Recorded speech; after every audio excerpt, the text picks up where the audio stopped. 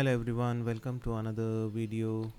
I should say this is a chase series video where I try to chase some cyclists or at least get motivated to go behind them, and sometimes we find friends.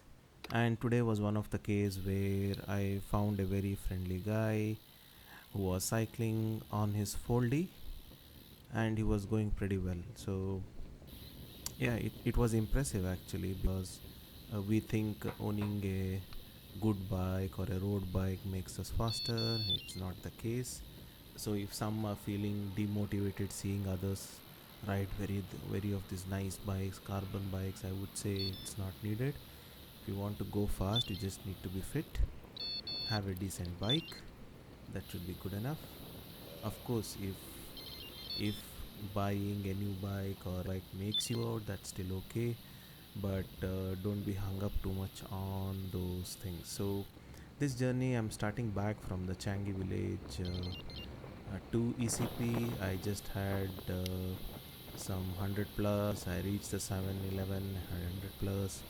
That's my usual routine. So I travel 25 kilometers this way from ECP to CV, and on my way back I just take a break of 10 go back. So reach the Tanam actually in the footpath, or what you call walking lane, cycling, and I didn't think much about it. I just saw that he was going fast, so yeah, I'll just forward the video to there. I have also added the telemetry data. You can see the speed, the power, what I was generating. So it was pretty nice to see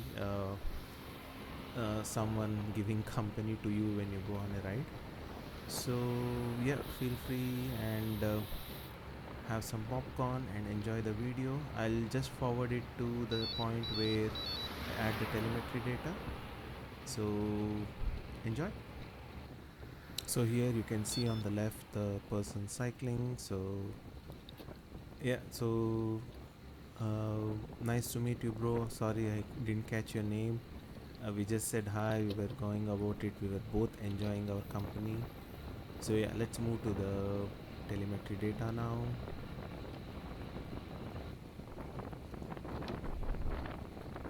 So here I was done with around 31.8, like around 32 kilometer now. I had been from ECP to Changi village and back. As I said, I was coming back and I noticed this gentleman with his Foldie bike. He did say hi when he passed. I'm not sure if the audio has captured it, but he did say hi, which is always nice to see in the cycling community here. Being friendly, being fit, it kind of motivates me at least to go out and ride with the different people. So what I saw is he had a nice foldable bike. He was actually trying to give me way so that I can pass. However, I had already done 32, and I was riding after a bit of break. I felt good while going from my home to the Changi village, and because I was set some PR, I was exhausted. So my heart rate was already high when I had been there. Even though I had relaxed, my legs were already gone. So I thought usually in this segment when I go back, I just chill out 25 kilometer. I don't go above it.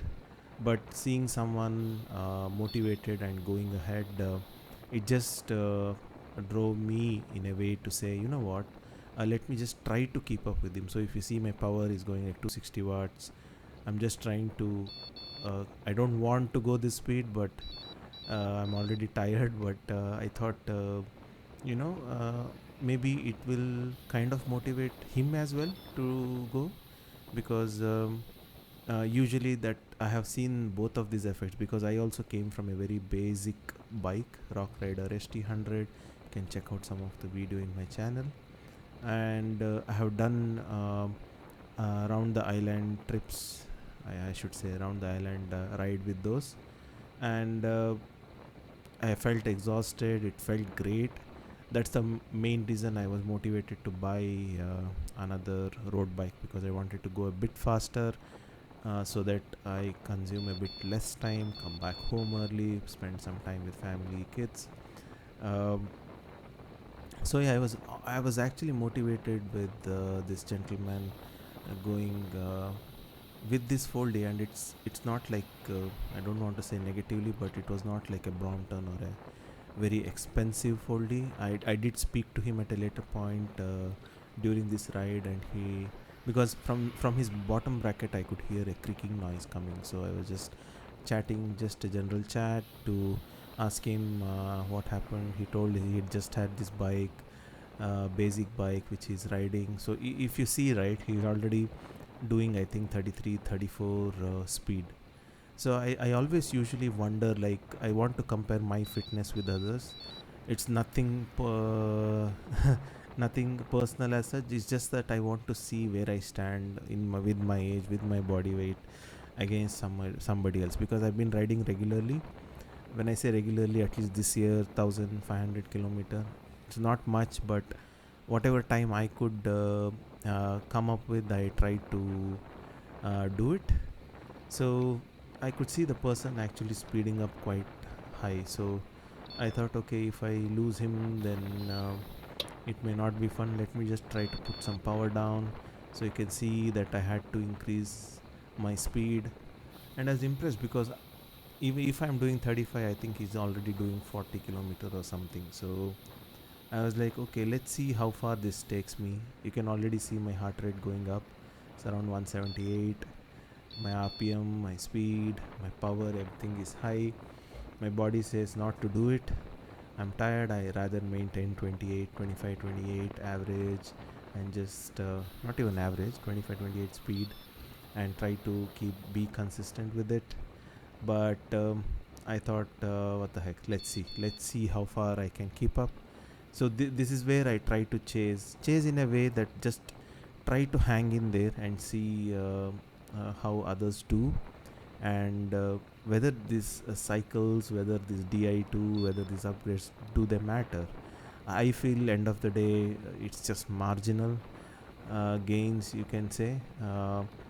I think main thing is your fitness. If you're fit, you can do it. Any bike, doesn't matter.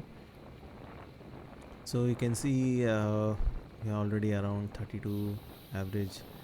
I just wanted to see at what time he will crack, and I'll show you that part, because usually I can make out from people pedaling or changing gears, or how they are feeling. So I just try to keep up with him, see how it goes.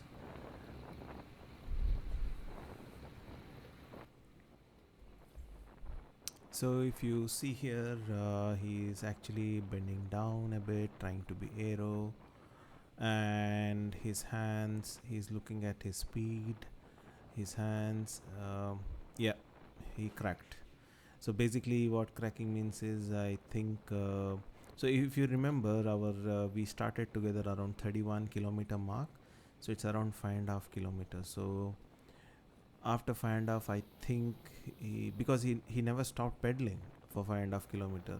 Even I stopped pedaling for a lot of time, but he didn't actually stop pedaling. So I thought, okay, maybe let me just, because for 5 kilometer he has at least kind of shaded me in the front with the air. So I thought, okay, let me go in front, let me give him some kind of resting time. And I was just keeping an eye behind. He did come behind me, which was good, because I thought he was done, but no, I was impressed again with the fitness. So what I thought was, I'll just keep in front. uh, Also, there are traffic lights, so you can never expect to continue. And even if you see my heart rate, it's already 184. So it was quite high. I was tired, but I thought, I can't just let him be in the front all the time, because he's also tired. Let him just hang behind me. It's kind of saying a way of thank you, I guess. So yeah, if you see, I was just trying to hold on to a decent speed. This is a bit of slope, I guess, but and also it's very humid, hot, by the way. It's 30 degree. It's not pretty easy to just kick about and go. I was well hydrated, and the hydration was not an issue. However, I was tired. So 37 kilometers are already on in my legs. It's not much for many people. Many people do 100 kilometer. It's a piece of cake for them. But for me, I always go solo, and usually if I just keep a steady speed, I usually won't be tired. I can do 100. I have done 140 kilometer before with an average of 25. Have done it. It's not like we can't do it. It's just that uh, holding intensity for such a long period is tough. So what I was trying to do is I was just trying to hold a decent speed, not to give up now, and let him come back. So I just waited for him to come back on the chase and see how we can go about it. So here you can see me just because these are all slopes, these are all hurting, so you can see it's middle, like 2% slope, 3% slope, all of these. I mean, uh, it's silly to say, but usually these are just flats. The Tanamera Coast Road is known in Singapore to be the flat part where most or all cyclist enthusiasts at least would have come once just to enjoy this straight flat roads. But again, the disadvantage, I may say, if I may say, is of course you need to keep up. If you're trying to keep up with the pace always for the whole of this stretch, it's a bit tough. In group rides, yes, you can rotate and it usually is okay, but being solo, it's a bit tough. You can hear a horn.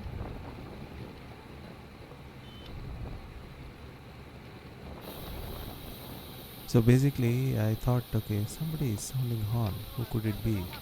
So I just waved at him to pass through.